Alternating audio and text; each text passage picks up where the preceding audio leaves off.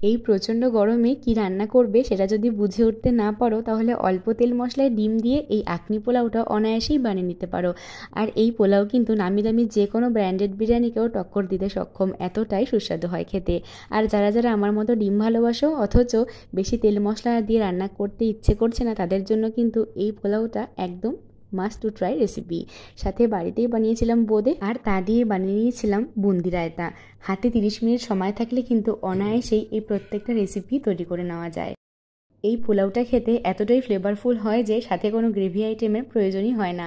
তো যদি কেউ এখনও এই পোলাওটা তৈরি করে না থাকো, অবশ্যই রেসিপিটা দেখে একবার বানিয়ে নিও।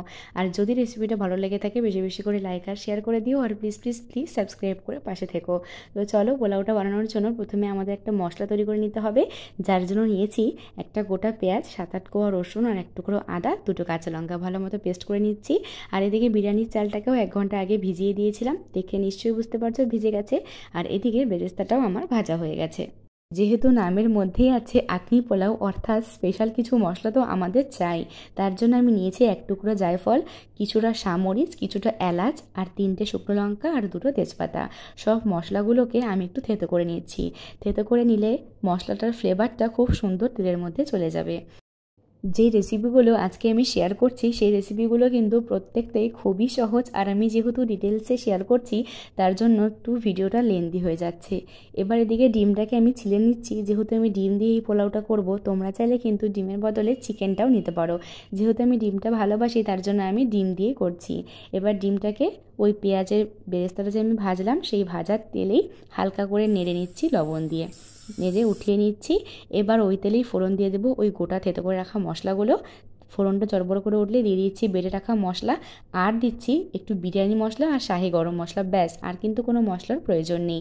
মশলাটা ভালো মতো কষে গেলে দিয়ে দিচ্ছি ফ্যাটানো টক দই। এবার টক দইটা দিয়ে ভালো মতো মিশিয়ে নিয়ে একটু কষিয়ে নেব। তেলটা দেখো ছেড়ে এসেছে, এই পর্যায়ে আমি ডিমগুলো অ্যাড করে দিয়ে আরও 2 থেকে 3 মিনিট ভাজা ভাজা করে নেব। এই আঁকনি পোলাওটা করতে কিন্তু ভীষণই কম তেল মশলা লাগে। আর মশলা তো দেখলেই, শুধুমাত্র আমি দিলাম বিরিয়ানি মশলা আর একটু শাহি গরম মশলা, আর কোনো মশলাই কিন্তু আমি এখানে অ্যাড করব না। যা গোটা গরম মশলা দিয়েছি তাই দিয়ে কিন্তু আমাদের কাজটা হয়ে যাবে। এবার ডিমটাকে ভেজে নেওয়ার পরে ওই চালগুলো, মানে ভিজিয়ে রাখা যে চাল ছিল সেই চালটা জল থেকে ঝরিয়ে নিয়ে দিয়ে দিচ্ছি। এবার 4 থেকে 5 মিনিট ধরে চালটাকে সুন্দর করে ভেজে নেব একদম স্লো ফ্লেমে। চালটা যখন ভাজা ভাজা হয়ে যাবে তার মধ্যে দিয়ে দিচ্ছি স্বাদ অনুযায়ী লবণ, আর দিচ্ছি পরিমাণ মতো জল। আমি যেহেতু 1 কাপ চাল নিয়েছিলাম তার জন্য আমি 2 কাপ জল এখানে ইউজ করেছি। জল দিয়ে ভালো মতো মিশিয়ে নিয়ে ওপর থেকে কিছুটা কিশমিশ আর একটু বেরেস্তা ছড়িয়ে দিয়ে ঢাকা চাপা দিয়ে রেখে দিয়েছিলাম 10 মিনিটের জন্য। 10 মিনিট পরে দেখো চালটা কিন্তু মোটামুটি প্রায় সেদ্ধ হয়েই গেছে। এই পর্যায়ে আমি দিয়ে দিচ্ছি পরিমাণ মতো চিনি। যেহেতু পোলাও একটু মিষ্টি মিষ্টি হবে তার জন্য আমি একটু চিনি ব্যবহার করছি। আর দিচ্ছি একটু গোলাপ জল আর একটু কেওড়া জল। সব কিছু একসাথে ভালো মতো মিশিয়ে আবারও ঢাকা চাপা দিয়ে রেখেছিলাম 5-7 মিনিটের জন্য। 5-7 মিনিট পরে 1 চামচ ঘি দিয়ে ভালো মতো নাড়াচাড়া করে নিচ্ছি। এবার আরও একটু ঢেকে দেবো যাতে ঘিয়ের ফ্লেভারটা মশলার সাথে একদম খুব ভালো মতো মেখে যায়।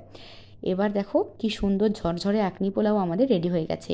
এবার বুন্দিটা তৈরি করে তোমাদের আমি দেখাবো, যার জন্য আমি নিচ্ছি 1 কাপ বেসন, 1/2 চামচ সোডা আর একটু লবণ। সব কিছু একসাথে ভালো মতো চেলে নিয়ে তার মধ্যে অল্প অল্প করে জল দিয়ে একটা মসৃণ ব্যাটার আমি তৈরি করে নিচ্ছি। জলটা কিন্তু অল্প অল্প করেই দেবে, একবারে যদি বেশি জল পড়ে যায় তাহলে কিন্তু বুন্দিটা গোল গোল হবে না, চ্যাপটা চ্যাপটা হয়ে যাবে। দেখো ঠিক এরকম ঘনত্ব রাখবে। আর আমি এখানে একটু ফুড কালার ইউজ করছি, আমার কাছে কমলা ফুড কালার ছিল তার জন্য আমি কমলা ফুড কালারটা ইউজ করলাম। এবার একটা ঝাঁঝরির মধ্যে 1 হাতা করে ব্যাটারটা দেবে আর তেলের মধ্যে রেখে দেবে। বুন্দিটা যখন টপটপ করে পড়বে সেই পর্যায়ে কিন্তু তোমরা কোনোভাবেই ঝাঁঝরিটাকে নড়াবে না, তাহলে কিন্তু বুন্দিগুলো একটার গায়ে একটা লেগে যাবে আর সুন্দর গোল গোল হবে না। এরকম করে একদম স্লো ফ্লেমে 3 থেকে 4 মিনিট ভেজে নেওয়ার পরে বুন্দিগুলো আমি উঠিয়ে নিচ্ছি। এবার আমি রায়তাটা বানিয়ে নেব, তার জন্য আমি ঘরে পাতা টক দই নিচ্ছি। দেখে নিশ্চয়ই বুঝতে পারছো টক দইটা কতটা খামি ধরে পড়েছে। এবার টক দইটাকে ভালো মতো ফেটিয়ে নিয়ে তার মধ্যে আমি বুন্দিগুলোকে অ্যাড করে দেব। দেখে নিশ্চয়ই বুঝতে পারছো বুন্দিগুলো কতটা ক্রিস্পি হয়েছে। এই বুন্দিগুলো অ্যাড করার পরেই আমি দিয়ে দিচ্ছি পেঁয়াজ লঙ্কা কুচি, ধনেপাতা কুচি আর একটু বিট লবণ। সব কিছু একসাথে ভালো মতো মিশিয়ে নিলেই খুব সহজ পদ্ধতিতে বুন্দি রায়তা কিন্তু আমাদের একদম রেডি। তোমরা চাইলে একটু ভাজা জিরের গুঁড়ো উপর থেকে স্প্রিঙ্কেল করে দিতে পারো। আমি কিন্তু যতটা পেরেছি ততটা সিম্পলি রাখার চেষ্টা করেছি। এবার আমি সার্ভ করে দিচ্ছি বুন্দি রায়তাটা, আর সার্ভ করে দিচ্ছি আমাদের এই ডিম দিয়ে তৈরি করা আখনি পোলাওটা। কতটা ঝরঝরে হয়েছে তা তো তোমরা ভিডিও দেখে নিশ্চয়ই বুঝতে পারছো। আর পোলাওটা যখন তোমরা বানাবে তখন এত সুন্দর একটা গন্ধ আসবে, যে কোনো নামি দামি ব্র্যান্ডের বিরিয়ানিটাকেও কিন্তু টক্কর দিতে পারবে এই সহজ পদ্ধতিতে ডিম দিয়ে বানানো আখনি পোলাও। ওপর থেকে আমি কিছুটা বেরেস্তা ছড়িয়ে পরিবেশন করছি। দেখে নিশ্চয়ই বুঝতে পারছো কতটা সুস্বাদু হয়েছে। বানানো তো দেখলে কতটাই সহজ, মাত্র 30 মিনিট হাতে থাকলেই তোমরা বানিয়ে নিতে পারবে খুব সহজে।